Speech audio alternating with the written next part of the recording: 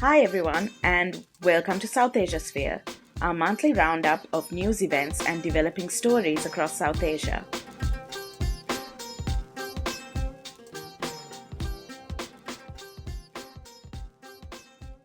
I'm Raisa, and I'm joined by my colleagues Malan, Shweta, and Saheli from Colombo, as well as Aimun from Karachi and Sanna from New Delhi. Hi guys! Hey. Hello. Hi. Hi. Hello. So, our main story this week is going to be on recent protests against militancy in Swat Valley. We'll also be talking about Sanna Mattoo and other Kashmiri journalists being barred from international travel, the sudden killing of ARY news journalist Arshad Sharif, recent airstrikes in Myanmar, and developments in the dispute over the contested Chagos Islands. Let's begin with what's been happening in Swat.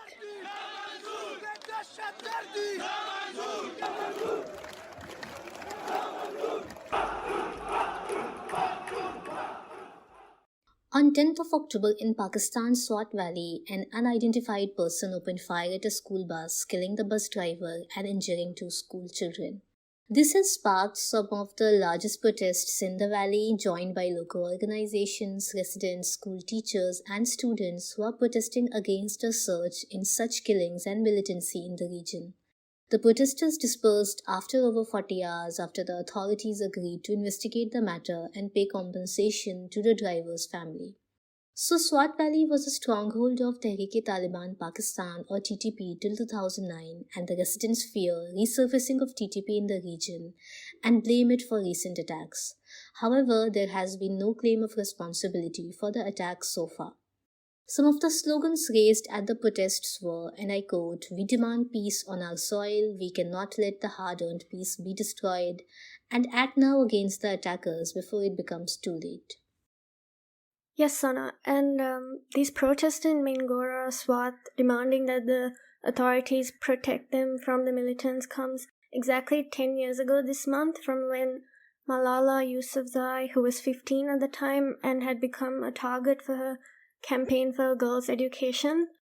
She was shot in the head by the TTP militant group, which was very similar to the recent school van attack on 10th of October. And now, a decade on from the TTP's attack on Malala, hundreds of TTP fighters have been returning to the northwestern province of KP, including Malala's home district of Swat Valley, where the militants are accused of carrying out targeted killings and attacking locals. So, from what I've read, ever since the Taliban took over in August 2021, militant groups operating in the region have been strengthened. Groups like the Islamic State Khorasan and the Tehrik-e-Taliban Pakistan have been increasing the frequency and sophistication of their attacks. This is what the UN Security Council has been noting in their frequent reports. Many groups, including the TTP, are actually operating across borders as well. The Pakistan government says that the TTP, for example, is actually based in Afghanistan but carrying out attacks in Pakistan. In 2021 alone, the TTP and its allies actually carried out at least 128 attacks in Pakistan, according to the Islamabad-based think tank, the Pakistan Institute for Peace Studies, and they have killed hundreds of people, including dozens of security personnel. Meanwhile, there was recently a suicide bomb attack at the Russian embassy in Kabul, which was actually claimed by the Islamic State Khorasan on the 5th of September, leading to 6 deaths, including embassy staff. While these attacks indicate that the groups in the area have gained in confidence, they also show that the Taliban is not really able to consolidate its regime, and this is something that we are actually exploring in an upcoming piece, so that will be out soon. And on the 30th of September, a suicide bomb attack targeted the Kaj Education Center in a predominantly Hazara neighborhood in Kabul, where students were sitting for a university practice exam. Taliban security officials said that 25 people were killed, but the UN and the Associated Press reported more than 50 deaths, mostly young women between the ages of 18 and 25 from the Hazara community. No group claimed responsibility, but the Taliban attributed the attack to Islamic State Khorasan. And on the 22nd of October, a Taliban spokesperson said that 6 ISK members were killed in a raid on a hideout in Kabul, including the orchestrators of the suicide bombing. Thank you, Saheli. Many suspect that the recent spate of attacks in Pakistan are a possible result of the growing animosity between the Pakistani state and Tehreek-e-Taliban Pakistan. The two parties came to the negotiation table back in July, facilitated by the Afghan Taliban. However, conversation has stalled since then. According to reports, Tehreek-e-Taliban Pakistan demanded a demerger of the federally administrated tribal area, FATA, from the province of Khyber Pakhtunkhwa, a demand that the Pakistani state has refused to accommodate. The Taliban have also alleged that the Pakistani military has been conducting regular raids and arrests at their strongholds, which makes it impossible to conduct any further peace talks. On the other hand, residents of Swat Valley view Pakistan military's decision to go to the negotiation table with the Taliban with suspicion as well. Locals have long held that the military has regularly reached agreements with the Taliban group at the cost of the safety and security of the people who reside in the region. The recent spate of attacks, thus, are being viewed as signs of the Taliban regaining control of the valley as the military turns a blind eye towards these developments. You can learn more about this in our recent Himal brief, Talking to Tehreek-e-Taliban by Salman Rafi Sheikh. Now, moving on to our next segment, Around Southasia in 5 minutes.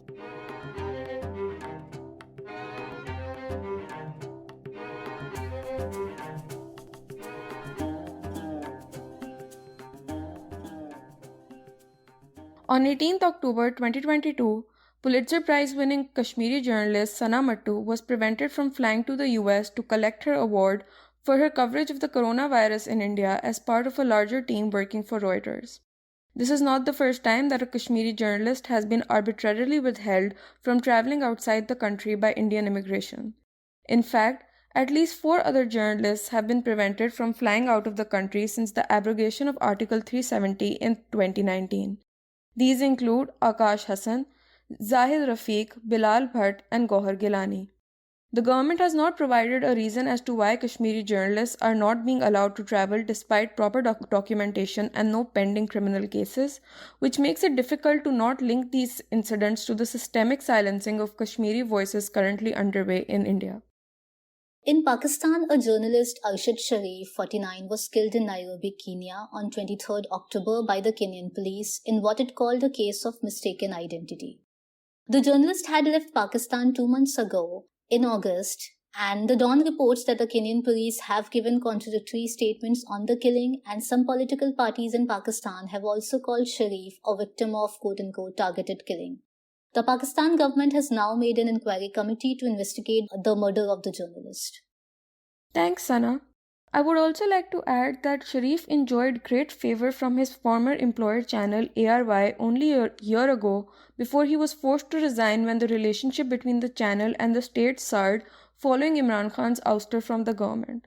Following his resignation, Sharif had left Pakistan citing security threats to his person.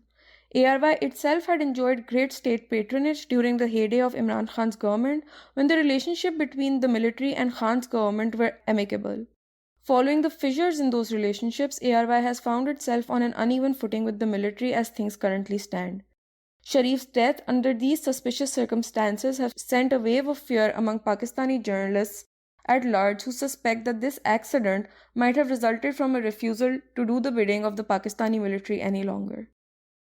Over in India, the Indian Supreme Court prohibited the use of the two-finger test in rape cases, warning that those who continued the use of the test could be found guilty of misconduct. A 2-judge bench comprising of Justices D.Y. Chandrachud and Hima Kohli said that the two-finger test being used had no scientific basis and re-victimized survivors of rape and sexual assault. The court said that it was patriarchal and sexist to suggest that a woman could not be believed when she states that she was raped merely because she's sexually active. In Myanmar, on the 23rd of October, airstrikes by the military aircrafts killed over 80 people and injured about 100 people, including singers and musicians and those attending an anniversary celebration concert of the Kachin ethnic minorities' main political organization, the Kachin Independence Army. So the Kachin news group, which reported the casualties, said that government security forces blocked the wounded from being treated at hospitals in nearby towns. But the Myanmar military government's information office called the reports of high death tolls as rumors, and they denied the military had bombed a concert, claiming that there was only an attack on the headquarters of the Kachin Independence Army's 9th Brigade, and called this a necessary operation in response to terrorist acts. So this part of Kachin state has been contested for many years by the military and the Kachin insurgents because of its jade mines. And there were fierce fighting in this area before and after the military coup last year. So commentators claim that this attack may be retribution or a warning from the military over the support the Kachin insurgents have been giving to other armed groups in Myanmar formed to resist the coup. There is a maritime border dispute brewing between the Mauritius and the Maldives. Now, the contested area is the territorial waters of the Chagos Islands. The Mauritius had made the claim that Maldives is planning to take 99% control over that territory to the International Tribunal for the Law of the Sea.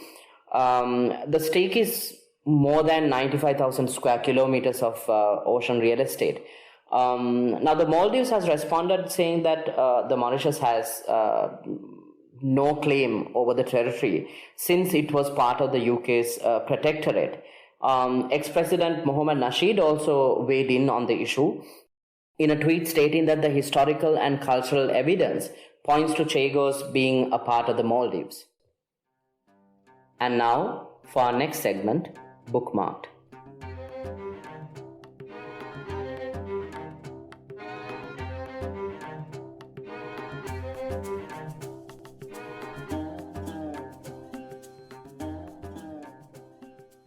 So this week I watched the Marathi film Trijya, or like in English it translated to Radius, by Akshay Indikar. And I think Arisa, you also watched it, right? Yeah, I did. What are your thoughts on the film? I really liked it. I felt like it was quite slow moving, but ironically it seemed to be like talking about like restlessness. And yeah, I kind of liked the way that it called people to kind of slow down a bit, which, you know, it's definitely relatable in this fast-paced world. What did you think? Even I liked the film, and the whole idea of how they showed like a person from a village to go to a big city, and then to navigate the city and the work and what like he or she is supposed to do in a city. And I could also like relate to like how the characters show like questioning his being and people around it, and how like the society is supposed him to behave, or like to get married at a particular age now that he has a job and he has a earning, and what kind of how much should he earn. So I also thought like the film was a commentary on God and believing in God, like how he's shown in the beginning that he writes horoscopes, and then like I think at a point where he's in a discussion with his editor, and he also says that you should write horoscopes more often, and that his wife was happy that like something came true for her, or like about what he had written in that horoscope. And towards the end, when he's shown in the jungle, like he meets a person who says like you should find God, and then he doesn't find like peace there as well.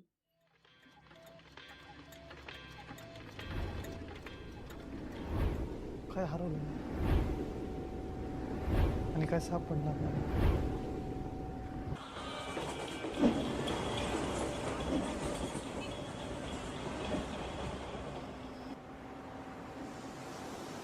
तू single आहेस ना? का? What did you think about like there's a scene where he's shown like as if like there's a path which he usually crosses after his office, and there's a beggar like a female beggar who's shown, and at a point he's I think sort of imagines to murder her. Yeah, I was I found that part, I was like that was a bit jarring. I mean, the whole movie is so like slow paced, But I also kind of understood, in a way, what the filmmaker was trying to do. I feel like there were ways that they were trying to insert like commentary about, I mean, he was feeling restless and dissatisfied, but the people around him, there were so many people who would die to be in his place. Like there were several characters like that. And I couldn't decipher whether what the filmmaker was trying to do, like whether what the protagonist's thought process was like, this person is never going to be able to get ahead and is it just like a kindness, or is it that he's so frustrated with feeling dissatisfied that he just wants to commit a random act of violence? I was just like confused as to like which one it was. But yeah, that part was like a bit jarring. I think, when he was shown in a jungle where he finds someone, and he asks that, like, did you really commit a murder? And then that person asks him that, have you committed a murder? And if you haven't committed a murder, how do you know, how do you know what it feels after that or before that? And I think that sort of, was signaling to that he had actually committed a murder, like in his imagination. I don't know, like, that was the only point where I thought that... I didn't put that together, but you're right. Like, there is that dialogue between them. I was just confused. I was like, why is this happening out of nowhere? And I was like, is this him just like showing his restlessness? I also liked like the sound design and editing of the film. Like the way like the director has tried to show what's going on in the, like the main character's Avdut's mind through like sound design, and he's shown, traveling through trains and roads, and, how they sort of zoom in and out of audio from city to like, when he is walking on like in that jungle. So I quite like that as well. Yeah, the other things that I really liked were like they were kind of talking about what it's like to be a provincial reporter. And I found some parts of that to be I feel like a lot of like depictions of journalists and reporting, they kind of glamorize it a little bit a lot of the time. And I like that it shows this kind of less glamorous aspect, like, what it's like to, you're just sent on this press conference round. And it's about like, getting this shot and writing a really punchy story to grab people's attention. How the editor is saying, we need meat, we need like statistics to get a meaty story and like make sure the picture is like this. It really like kind of shows the internal dynamics of newsrooms, even though that's not the focal point of the story. Also, like, how much are the journalists paid, and is it enough to sustain? You're living in a big city. That is a perennial thing. I think all across the world, and yeah, definitely like those parts which dealt with it as well. And on that note, that's it for this edition of South Asia Sphere. Do head to our website, himalmag.com, to see more of Himal's work. And while you're at it, check out our membership plans and support us. Thanks, everyone. Bye. Bye. Bye. Bye. Bye. Bye.